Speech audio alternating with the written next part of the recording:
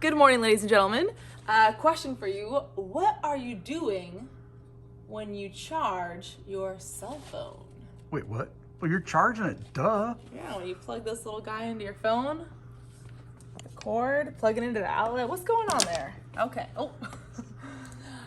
If you rub a balloon on your shirt, can you bring the balloon close to the ball without touching it? What ball? What are we talking about? There. Okay, so here is my balloon, here is my shirt, and here is the ball that we're talking about. So can I bring it close to the ball? What does it say? Can you bring the balloon close to the ball without touching it? What? What the deuce is Look, going I'm on? dragging. Oh! All right. Okay. So the answer here is no. Okay. Let's see. How would you describe the forces going on between the balloon and the ball? Well, let's see. When you brought it close, So as I bring it closer, it moves toward the balloon. it moves towards the balloon. But am I touching it? Whoa! Right? How am I dragging this? What's going on here? You weren't actually. There's something going on. Look at that. Try not to touch it there. Okay, so what we saw was as we brought the balloon closer to the ball, it moves without touching it. Yep. Okay. Did the force exerted depend on how close together things were? Well, does it matter how close together they are? So let's see, no Nothing, movement. Nothing. Nothing. Nothing. Nothing. Oh, Oh, something, something. Okay, so whoa, get over, yeah. Okay, so it appears that it does matter how close they are together. Yep. Okay, so discuss an explanation for how forces are being exerted. Well, let's see. Let's see. You started off with a balloon that got rubbed on a shirt. Mm-hmm. Then you got you bring it close to the ball. Mm-hmm. How is that force being exerted? How is this happening? Now, if you were in the classroom with a bunch of your colleagues, you would have a discussion. But So what's happening here? So what I observe is that we have the balloon close to the ball and it's moving, but it's not touching. right. That's the big idea here, right? Discuss an explanation of how the force are being exerted. So something must be going on. There's some sort of interaction, something going on between the ball and the balloon. So So here we go. Should I go with my next slider? yeah. In your notes under static electricity, so write the word static electricity, people. Write a model that can explain your observations. Think about it. Draw something. Use words to explain what you think is going on here. And I'm not expecting you to be right. Yeah. Okay. The idea is think about it, and what's an explanation for what's going on. In fact, it's better if you're wrong because then we can learn from our mistakes. Yeah, this is a start. We're going to be studying this. So you rub the balloon on your shirt, you bring it close to the ball. There's forces that are exerted. Pause the video and write something down that you think would explain what's going on. Okay. All right, you done that? Okay. So for our next feat, it says tear small pieces of paper less than the size of a Tic Tac. You guys remember Tic Tacs? Move the balloon over them. Now, question: if you've got a balloon at home, try this at home. Oh yeah. All right. So here's a bunch of paper. And Dude, they jump up. Some of them jump back whoa! off. Is that? You jumped off and then.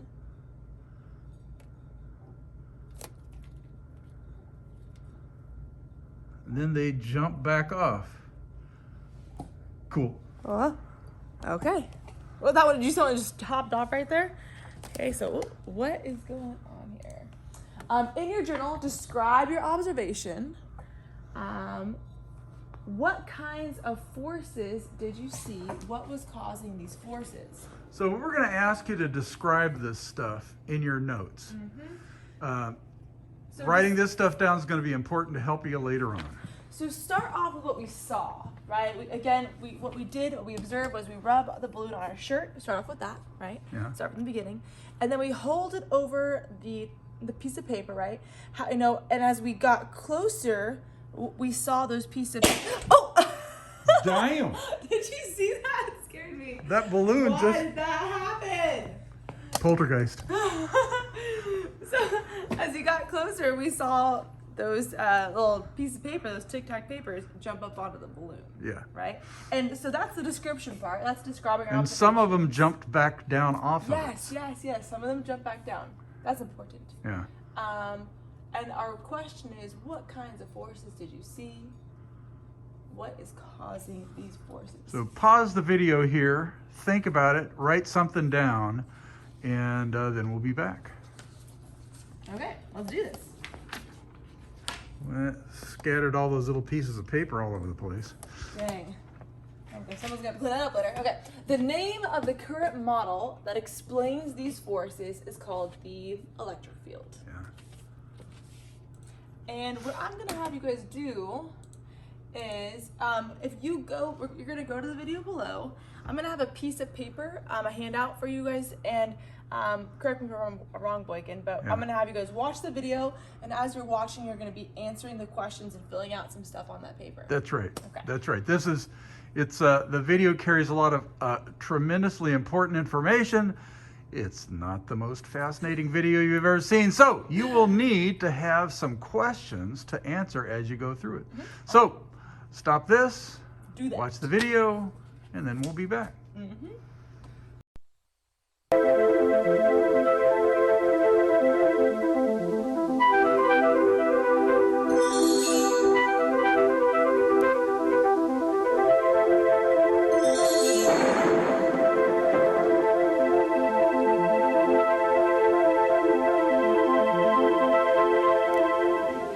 Have you ever wondered why a bird can sit on a power line without getting a shock? You may even wonder why the sign warns of danger. You too could sit on power lines if you could find a safe way of landing on them and getting off safely. If perchance you decided to climb down the supporting tower, the instant you touch the tower, you'll wish you hadn't. You have probably experienced some of the scientific principles involved in the fate of our unfortunate parachutist, but in a less dramatic way. If, while standing on a carpet on a cold winter day, you were to remove your sweater, you wouldn't feel a thing. But your hair would indicate that you were carrying an electrostatic charge. We can explain electrostatic effects by assuming that charge is either positive or negative. If you now touch a water tap, you may get a shock as the charge suddenly flows out of your body, and in so doing, discharges or neutralizes your body. Since metals allow charge to flow through them easily, they are called conductors. However, charge cannot leave your body by flowing through the carpet. Materials like carpets are called insulators, since they do not permit charge to flow easily. Why do materials differ in this way? We believe that all substances consist of tiny particles called atoms. Our current model of the atom assumes that it is mostly empty space. And in a tiny volume called the nucleus, over 99% of the mass of the atom is concentrated. Further evidence suggests that the nucleus is made up of particles called protons, which are positively charged, and neutrons, which are neutral in charge. Neutrons and protons are almost identical in mass. In the space surrounding the nucleus are tiny negatively charged particles called electrons. The attraction between the negatively charged electrons and the positively charged nucleus keeps the electrons in the vicinity of the nucleus as they circle it. It takes 1,837 electrons to equal the mass of one proton. But the charge on a single electron exactly balances the positive charge on a proton. Electrons, which are farther away from the nucleus, experience a smaller force of attraction than those which are closer to it. These outer electrons can be removed with relative ease. The nucleus, on the other hand, is like a well-built fortress. And inside, the protons and neutrons are the prisoners. Even disruptions, like explosions and high temperatures, leave the nucleus intact. This fortress-like character makes it impossible for charges to enter and leave at will. With this background, let's have another look at insulators and conductors. Remember our atomic model. A metal conductor is largely empty space. The nucleus of each copper atom contains 29 protons and 34 neutrons, and is surrounded by enough electrons to balance its positive charge. The outermost electron is very loosely held. It can therefore drift away until it comes under the influence of another nucleus. The atom now has one less electron than it has protons. Consequently, it is no longer neutral, but it has a positive charge. Atoms become ions when they become charged by gaining or losing electrons. Since all copper atoms have a loosely held outer electron, we can visualize a metal conductor like this. The nucleus and electrons near it are positive ions. Spread throughout the network of ions are loosely held electrons. Suppose we watch one of the electrons. Over a period of time, it appears to move throughout the volume of the metal. If we place a positive charge at one end of the metal object and a negative charge at the other end, the electron will be attracted to the positive charge and repelled by the negative charge. Accordingly, as the electron follows its random path, it gradually drifts towards the positive charge. The charges on either end also affect the nuclei in the metal. Remember, the protons making up the nucleus are not able to escape from it. In solids, the nucleus and the ion of which it is a part will only vibrate. The reason for this immobility is because the ions are joined together in a network. Although each nucleus will be attracted to the negative charge and repelled by the positive charge, individual nuclei and ions cannot move in response to the electrostatic attraction and repulsion that they experience. In solids, a transfer of charge can only be accomplished by electrons moving from one point to another. Why then do insulators not allow for the same transfer of charge? Materials like carpets are complex substances composed of many different types of atoms. We will show these atoms as different colors.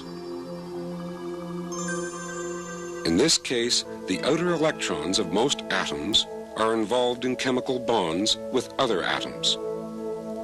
As a result, these electrons do not have the freedom of movement found in metals.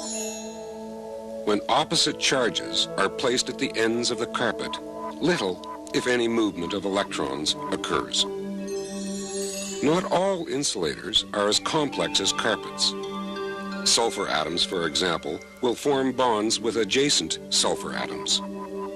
Again, we have a substance within which electrons are not free to move. Opposite charges placed at the ends of a chunk of sulfur do not result in a flow of charge.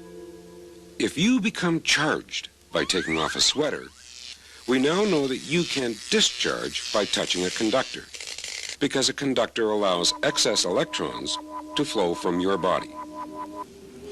It would seem that our intrepid parachutist touched a conductor when he reached for the power pole. But what about the power line itself?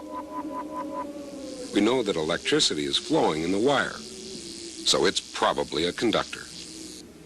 Why then can a bird, or even you or I, sit on a wire and not get a shock?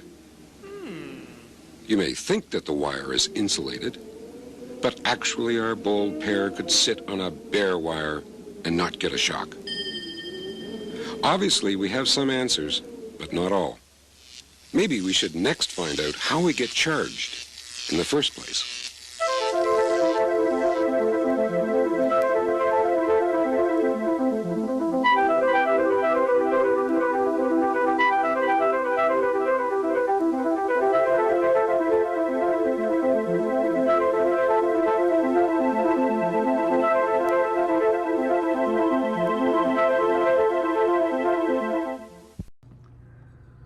Are you ready? We're ready. Okay. All right. So, a conductor, that you've watched the video, a conductor allows electrons to move around freely. That's right. It's a material that allows electrons to move around freely. Yeah. Go from one place to another, moving all around, getting jiggy with it.